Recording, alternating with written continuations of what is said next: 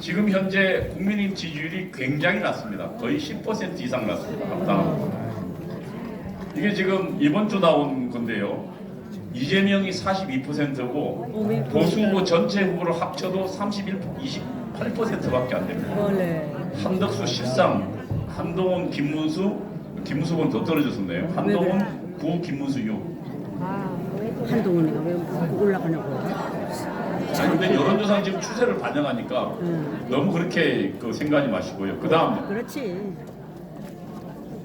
지금 그 정당 지지도 변화를 보겠습니다. 정당 지지도가요. 민주당 42인데 국민의힘 34입니다. 다시 말하면 이게 몇 퍼센트 차이입니까? 한 8% 차이 나죠. 정당은. 네, 다음 선거 앞두고 저희 이제 선거 전략 조사하는 사람이 가장 중요하게 물어보는 질문이 있습니다. 이번 선거에 여러분은 대통령 선거를 통해서 정권이 교체되기를 원하십니까? 아니면은 정권 연장되기를 원하십니까? 연장. 라고 묻습니다. 이 선거는 역대로 거의 대부분 비슷하게 대통령 선거 결과를 맞췄습니다. 이 내용만요. 이것도 지금 52대 37이면 상당히 지금 지지고 있어요. 근데 지금 국민의힘 그러니까 지금 김문수 후보는 지금 보니까 약간 좀 내용이 달라요. 김문수 후보 직전에 국민의힘 특히 양권들을 하고 이들이 하는 내용을 한번 볼까요? 다음 해법이 계엄 사죄가 해법이라고 주장합니다. 여기는 지금 조선일보도 똑같이 계속 주장하고 있습니다. 한번 다음 넘겨보시죠. 국민의힘 여의도 연구원장이면 제가 있던 자리거든요. 제가 여의도 연구원 상급 부원장이었으니까 제가 있던 자리에 지금 윤희숙 씨가 있는데 윤희숙 씨가 지금 24일 날 KBS 그러니까 정책방송 그러니까 KBS TV 라디오에서 나와서 전부한 발언 내용입니다. 계엄을 뉘우칩니다. 그러니까 윤석열 대통령의 권력에 줄서기 하는 것 때문에 이런 비참한 사태를 초래했다고 반성했습니다. 저것도 먹었구나. 그리고 윤석열 대통령 때문에 남은 건 좌절과 국민이 외면하고 있다고 이야기합니다. 아이고, 어느 국민이야? 그날 조선일보 한번 보게요. 다음 넘겨보십시오. 이 조선일보의 사설입니다. 사설은 조선일보 공식 입장인데요. 여기 이렇게 났습니다. 뒷부분에 보면 비상식적인 것들이 누적돼 오늘날 이재명의 독주를 낳았다. 비상식적이라는 건 뭐냐면 계엄에 찬성하거나 계엄에 사과에 미적미적하는 비상식적인 것들 때문에 지금 현재 이렇게 망조가 들었다는 거예요. 아멘. 오늘 지금 조선일보 사설도 똑같이 이야기합니다. 김문수 후보는 계엄과 탄핵의 강을 건널 건가? 정확히 사죄하라는 얘기입니다. 여러분 이게 올바른 해법이라고 생각하십니까? 아니요. 잘못된 해법입니다. 왜 잘못된 해법인지 제가 좀 설명드리겠습니다. 다음 여러분 광화문 저항운동이 놀라운 변화를 일으켰습니다. 박근혜 탄핵 때랑 이번 윤석열 대통령 탄핵 때는 완전히 달랐습니다. 맞아요. 다시 한번 돌이켜보면 박근혜 탄핵 때는 2016년입니다. 그때 박근혜 대통령의 지지도는 4%까지 빠졌습니다. 그리고는 한 번도 반등되지 못했어요. 그러면 이번에는 어떻게 되느냐? 이번도 마찬가지로 우선 다음 넘겨보십시오. 이게 12월 둘째 주입니다. 대통령이 12월 3일 날 계엄 선포하고 12월 둘째 주에 한번 보십시오. 대통령의 반대가 85%고 그 다음에 대통령을 지지한다는 긍정이 11%까지 빠졌습니다. 그리고 만약에 2016년 박근혜 대통령 때 같으면은 더 빠졌을 겁니다. 그러나 그 다음 2월 첫째 주 한번 보죠. 다음 넘겨보시죠. 이게 2월 첫째 주 여론조사 공정에서 윤 대통령 지지도 조사를 한 겁니다. 한번 보십시오. 1+2 지지한다. 이게 지금 51%입니다. 여러분 11%가 51%가 됐으니까 몇 배가 늘은 거예요? 맞아요. 5배. 여러분 이 놀라운 변화 누가 일어냈습니까? 여러분이 하셨어요. 아멘. 정광훈 목사가 했고 저와 여러분이 함께한 놀라운 변화가 이거 아닙니까? 아멘. 12월 3일 계엄이 터지고 우리는 12월 7일 날 광화문에서 모였고 정광훈 목사님은 전국을 돌면서 윤석열 대통령이 반국가 척결을 위해서 계엄을 선포했다고 전국을 돌면서 설명했습니다. 그리고 그건 달 만에, 2달도 안 됐죠. 어쨌든 2월 첫 주에 이렇게 놀라운 변화가 난 겁니다. 그럼 이 변화는 그러면 여론조사 공정보이냐? 다음 넘겨보십시오. 예, 조선일보가 설을 앞두고 1월 24일 여론조사를 했습니다. 그래서 이게 내용 보면요. 가운데 걸 좀 약간 키워보실래요? 예, 정권 재창출이요. 45%입니다. 아까 정권 재창출이 얼마였습니까? 37이었죠. 여기에는 정권 재창출이 정권 교체보다 44보다 훨씬 높았습니다. 이게 24일 날 우리가 만들어냈던 조선일보 자체 조사예요. 다음 넘겨보십시오. 선거는 이기는 전략이 있는데 제가 보기에는 광화문과 연합해야 됩니다. 아멘. 제가 지금 뭔가 지금 예, 다음 넘겨보죠. 이게 지금 끝인가요?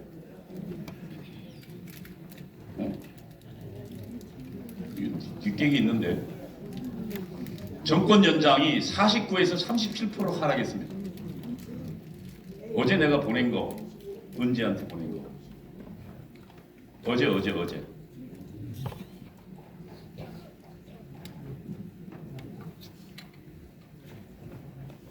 뭐 없으면 안 보이면 안 보는 대로 하죠.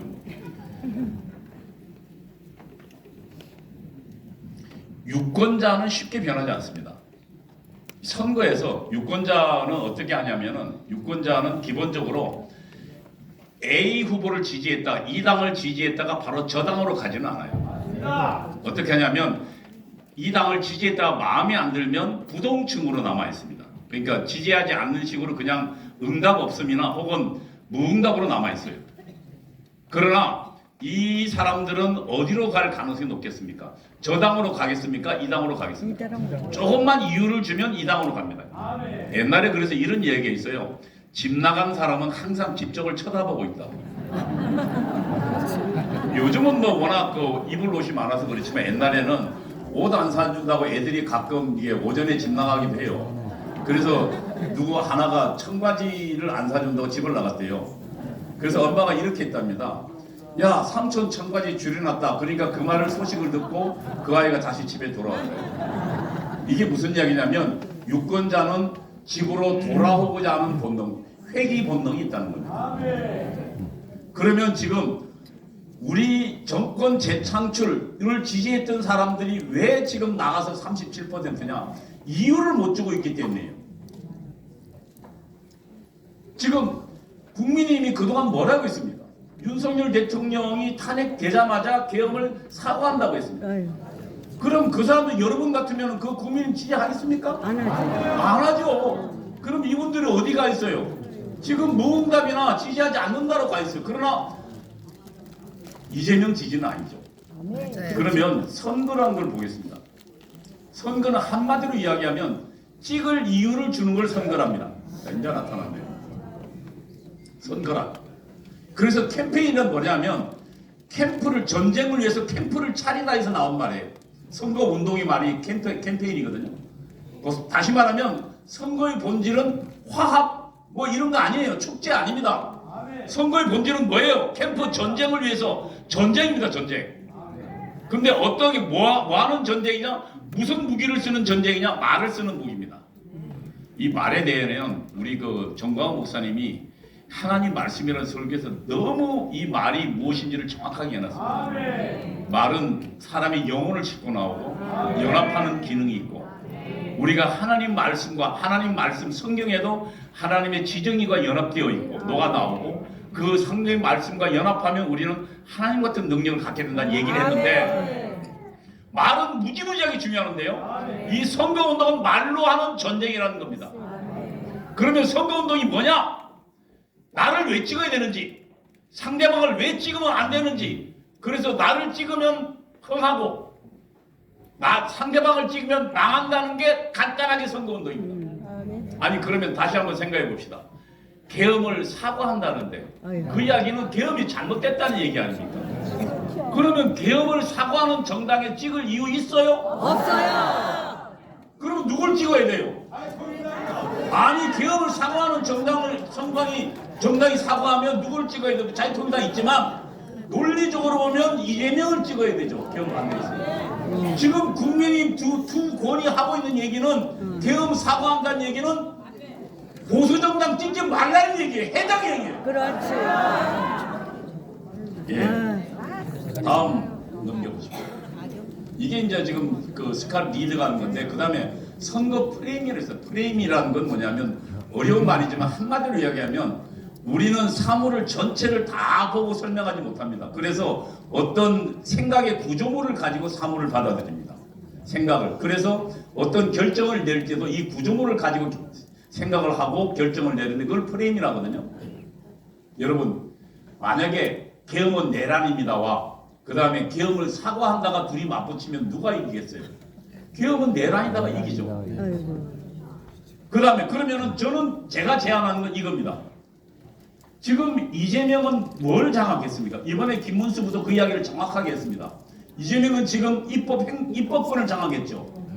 그 다음에 또 뭘 장악했어요? 사법부 장악했죠. 이번에 대통령 되면 뭘 장악합니까? 행정부를 장악하죠. 입법, 사법, 행정을 모두 장악한 나라가 우리 가까이 아는 나라가 있습니다. 어디입니까? 북한입니다. 그리고 또 하나 있어요. 어디예요? 중국이죠. 지금 러시아 푸틴도 마찬가지입니다. 다시 말하면 이번 선거 프레임은 자유민주주의냐 혹은 김정은처럼 인민독재로 가느냐가 가장 중요한 프레임이고 공격적으로 싸워야 한다고 생각하는 겁니다. 저는. 예, 다음 넘겨보십시오. 이재명은 국민의 자유를 빼앗을 것입니다. 다음. 이 민주당 이의자는 민주당의 박진영이라는 자인데, 민주당의 박진영 그 민주연구원, 그러니까 여의도 연구원 같은 겁니다. 거기에 부원장을 했던 자입니다. 삼권 분립 시대를 마감하자입니다. 다음. 이 삼권 분립을 주장했던 사람이 몽테스큐에라는 사람이 법의 정신에서 이야기했습니다. 그러니까 이게 뭐냐면 입법은 법률을 제정하는 거죠. 그 다음에 행정부는 법률을 집행하는 거죠. 그 다음에 사법부는 뭡니까? 법률을 적용해서 판단하는 걸 말합니다. 이게 분리되어 있어야 하는 겁니다. 다음요. 그래서 우리 헌법재판소도 뭐라고 했냐면은 권력 분립의 원칙은 권력의 남용을 방지하고 국민의 자유와 권리를 보장한다. 삼권 분립이 국민의 자유와 권리를 보장한다는 겁니다. 그리고 몽테스키에도 이렇게 이야기했습니다. 입법권과 집행권이 분리되어 있지 않으면 자유는 필연히 침해당한다. 존재하지 않는다. 여러분, 이번에 만약에 이재명 후보가 대통령이 된다면 입법, 사법, 행정을 가든 유일무이한 공산독재, 인민독재, 그 중에서 자유는 없을 것이다. 그 이야기가 이번 선거가 갖고 있는 의미인 것입니다. 이재명 배우 우리는 한 번 더 설명해 봅시다. 한 번. 예, 23번요. 이재명 배우에 이석기가 있습니다. 이석기는 단순한 사람이 아니라 민족민주혁명당 간첩 출신입니다. 그 다음 넘겨보십시오. 이재명이 그 다음 성남시장이 될 때 이 경기동부연합, 다시 말하면 이석기가 배우였던 이석기의 지원으로 성남시장이 됐고요. 그 다음 넘겨보십시오. 충북 동지의 간첩단은 다음 넘겨보십시오. 걔들이 북한에 보낸 통지문에서 이재명이 대통령 후보가 되도록 지원해달라고 요청했고, 이재명은 전 종북 세력들이, 간첩에 지시받은 종북 세력들이, 북한에 지시받은 동북 세력들이 전부 지원해서 대통령 후보가 만들어냈어요. 그리고 그 다음 넘겨보십시오. 그리고 대통령 후보에 실패하자 당으로 들어가서 당을 장악했습니다. 2020년 8월 28일입니다. 이번에 다시 대통령 후보가 됐습니다. 여러분, 지금 대한민국 위기라는 것은 우리는 이번에 탄핵 사건 때 명백히 알았습니다. 그동안 우리 정광훈 목사님이 아무리 간첩에 장악된 대한민국을 해도 사람들은 그 말을 믿지 않았어요.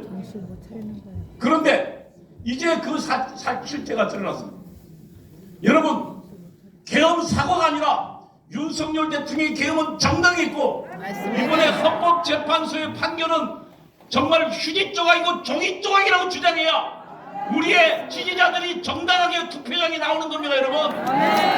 그러면 그 길이 누구에게 있습니까? 광화문과 연합하는 길이 이번에 이재명을 떨어뜨리고 주사파를 전부 감옥에 집어넣는 선거 혁명을 일궈내는 유일한 방책이라는 것입니다. 제 의견에 동의하지 않으세요, 여러분? 만약 김문수 후보가 우리 광화문과 함께한다면 이번에 이재명을 무너뜨리고 뿐만 아니라 전국 주사파를 전국 감옥에 보내고 대한민국 일대 혁신하는 시민혁명의 완성으로 가게 될 것입니다. 감사합니다.